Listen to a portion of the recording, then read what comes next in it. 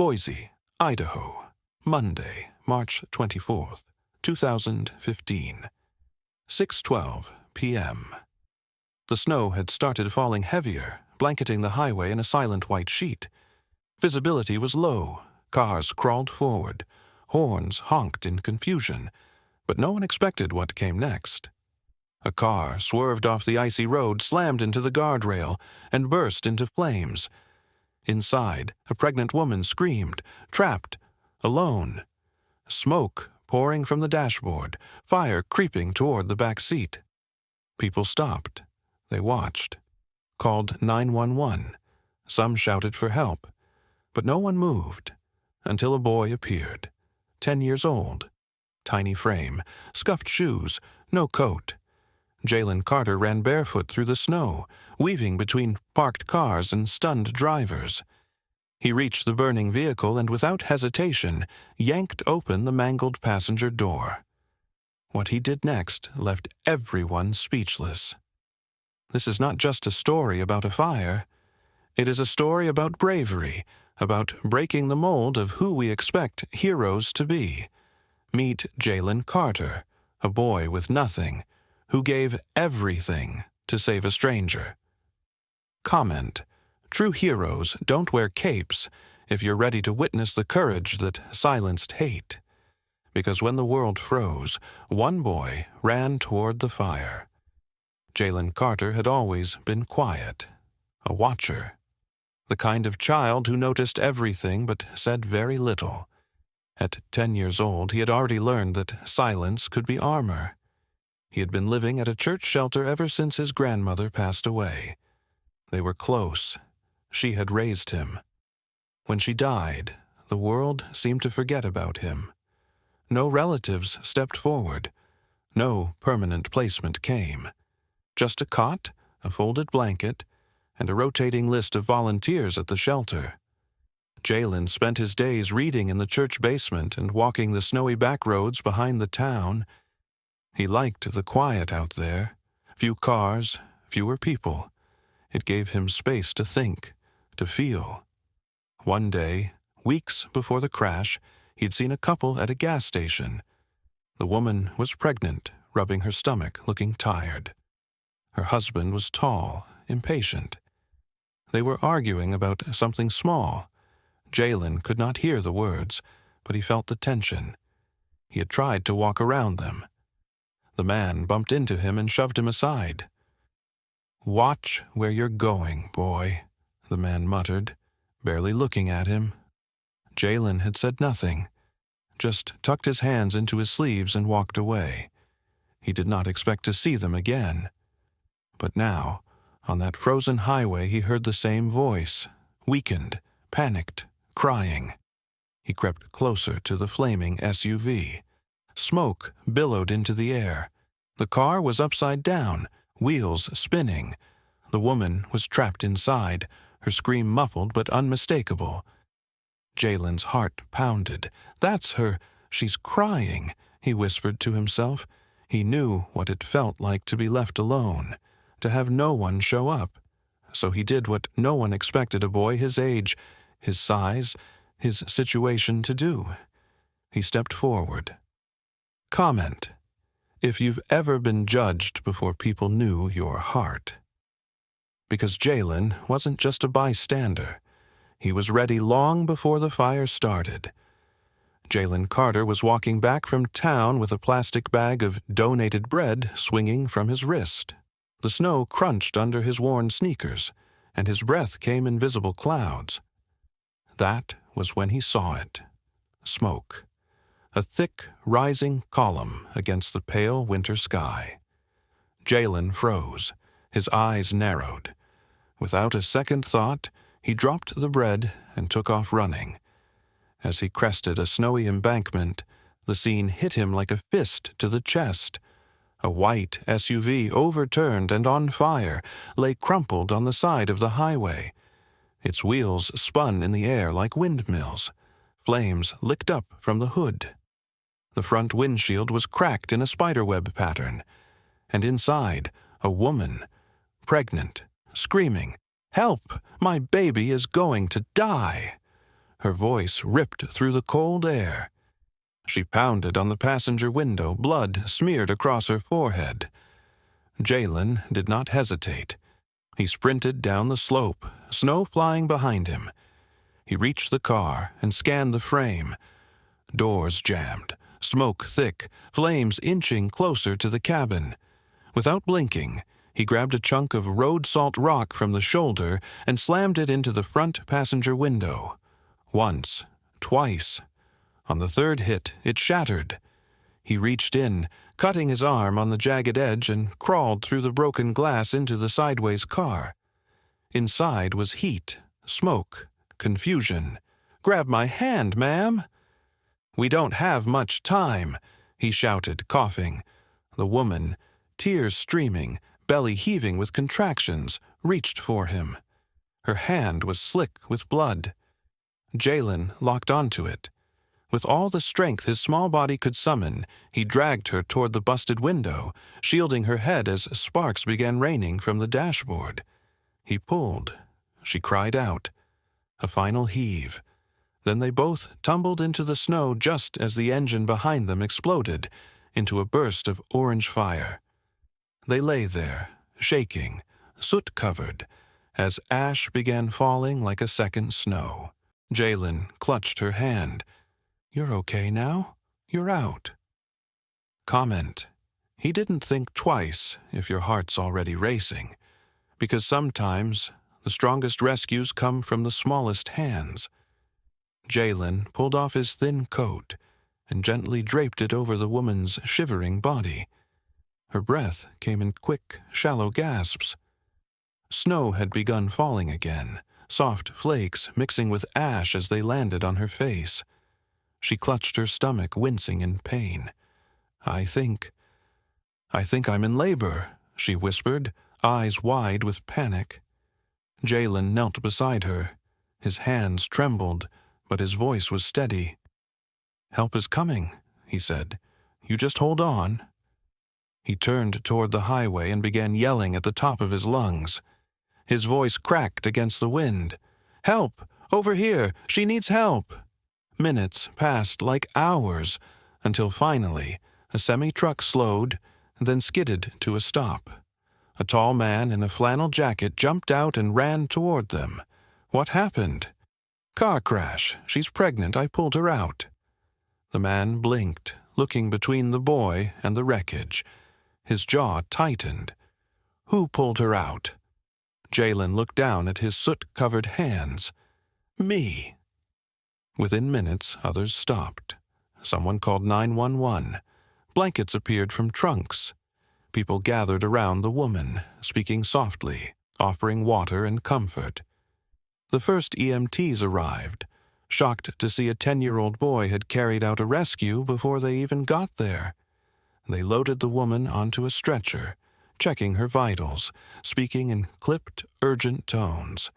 One of them turned to Jalen. "You coming with us, kid?" Jalen shook his head. "I don't want to make trouble." He backed away as the ambulance doors closed, standing off to the side as the crowd buzzed around him. No demands, no grandstanding, just relief in his eyes. Comment fire if you believe humility makes a hero even greater. Because Jalen didn't do it to be seen. He did it because someone needed saving. The snow continued to fall in soft waves, blanketing the chaos in quiet. Emergency lights flashed against the white sky as Jalen stood alone near the embankment, watching the ambulance disappear down the road. 20 minutes later, another car pulled up fast. Out stepped Chad Montgomery, the woman's husband. Dressed in a long coat and leather gloves, he looked frantic. "Where is she? What happened?" Someone pointed toward the fading ambulance. Another voice replied, "Your wife's safe." A boy pulled her from the wreck. Saved her and the baby. Chad froze. "A boy? Who?" The words hung in the air until someone added quietly, "A black kid. 10 years old, maybe." Still here, Chad turned slowly and saw Jalen standing off to the side, hands in his pockets, eyes low. He walked over, each step slow and uncertain. His face was unreadable. He stopped just in front of Jalen. "Why'd you help her?" Jalen shrugged. "Because she needed it." Silence stretched between them. Chad looked down, swallowed hard, then knelt beside Jalen. He reached out, voice low. "I was wrong about you, about everything. Thank you. You saved both of them." Then he pulled Jalen into a hug. The crowd watching from a distance began clapping. A teenager nearby caught the moment on video. Within hours, the clip spread like wildfire across the internet. A homeless black boy and a wealthy white man, locked in an embrace made of smoke, snow, and redemption. Comment: "That hug changed everything, if you believe even hate can be healed." Because in that moment, two worlds collided and chose understanding over distance. The video of Chad hugging Jalen hit national airwaves before the sun rose the next morning. News anchors replayed it with stunned reverence. Commentators called it the moment that melted America's frozen heart. Within hours, Jalen's story went viral. Offers poured in. Foster families, scholarships, donations, interviews. But Jalen only cared about one thing: whether the woman and her baby were okay. The next morning, the hospital released a statement. Both mother and newborn were safe. She'd gone into early labor from the crash and delivered a healthy baby boy. They named him Isaiah. "It means salvation," she said during a tearful local news interview. "Because that boy didn't just save me, he saved our family. He gave us a second chance. We wanted to give one back." With the help of the church shelter and a legal advocate, Chad and his wife filed a petition to foster Jalen. The paperwork moved quickly, and for the first time in his young life, Jalen had a real bedroom, real meals, real family. He did not have to wander snowy roads anymore. He did not have to watch from the shadows. He belonged. The first night in his new home, he found a hand-drawn sign on his bedroom door. "Welcome home, Jalen." Chad stepped away from his high-powered job and started volunteering at local rescue shelters. His wife began writing a children's book about bravery. They spoke at schools, churches, and community centers, telling everyone what Jalen had taught them: that kindness, courage, and redemption can come from the most unexpected places. Jalen rarely said much about the fire after that. But one day, when asked by a reporter why he ran toward the flames, he simply said, "Because someone was calling for help. And I was there." Comment: "If you believe in second chances and unexpected family, because sometimes the right people find each other at the worst moment and turn it into the beginning of everything new." The gymnasium was filled with warm light, the chatter of families, and the scent of fresh popcorn. It was the school's annual fundraiser, an event that usually went unnoticed by the outside world. But tonight was different. Jalen stood on stage, a little taller than before, wearing a crisp, button-down shirt and dress shoes that actually fit. Beside him stood Chad and his wife, their hands resting gently on his shoulders. The principal introduced him as a hero, a student, and a reminder of what courage looks like. Jalen stepped up to the microphone, the chatter dying down into silence. He took a breath. "I thought I was just trying to help," he began. "I didn't know it would change everything." He glanced at Chad, then back at the audience, parents, teachers, students, neighbors, some who had known his story, others who were just learning it now. "People don't need to be perfect to do good," Jalen continued. "Sometimes doing good is what makes us better." The room held its breath. And then, a standing ovation. Applause thundered through the gym. Teachers wiped away tears. Students jumped to their feet. Even the janitor clapped with both hands raised. Chad squeezed Jalen's shoulder, proud but silent. His wife mouthed, "We love you." The local news captured it. The school posted it online. But the real moment, the real power, was in the silence that had come just before the clapping. That second when everyone truly heard him. Comment: Jalen is the kind of hero we need if his story gave you hope.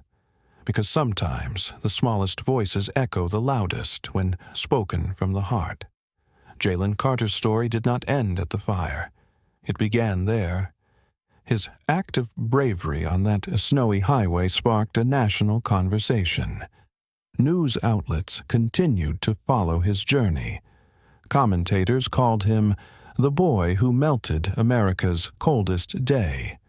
But beyond the headlines, a deeper change began to take root. Chad, his wife, and Jalen began visiting schools, shelters, and youth centers. They shared their story not as a spectacle, but as a symbol of healing, of second chances, of what it means to grow beyond prejudice and fear. Jalen spoke less and smiled more. He was never one for the spotlight, but when he did speak, people listened. He once told a group of fourth graders, "You don't have to wait to be older to do something that matters.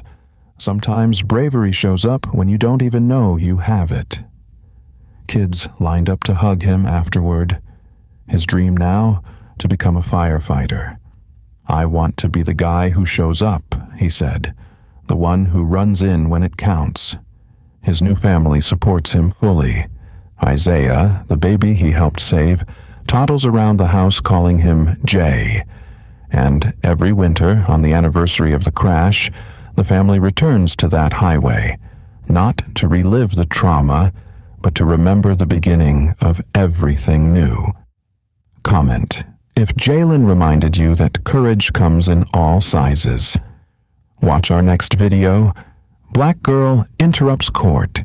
What she tells the judge leaves everyone silent. Subscribe and turn on the bell for real stories of courage, truth, and redemption. Share this story. Someone out there needs to believe in fire-tested heroes. Because courage, it melts everything in its path.